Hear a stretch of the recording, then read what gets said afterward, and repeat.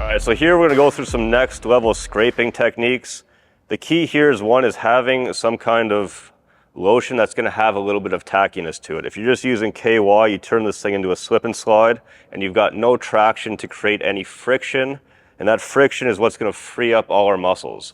So if you ever spilled water on a book, the pages get matted together, now you can't actually read the book because the pages don't separate.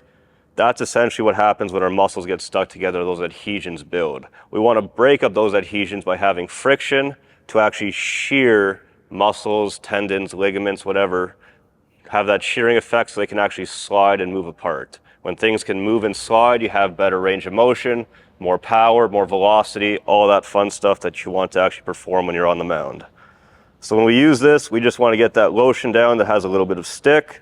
It's going to create a little bit of friction, so now we can figure out what actually is and is not sliding. When we find a spot that doesn't move, we want to figure out what direction it's not moving in, and then we want to go in that direction to free it up. Anything that turns red, is tender, a little puffy, those are probably areas we want to spend a little bit more time. So if we see here, a little bit of redness is starting, it doesn't want to move going up, moves okay going down, so I'm going to work pushing and prying all that friction up. To free that up, we can add wrist rotation or wrist movements to reinforce the pattern that we're seeing.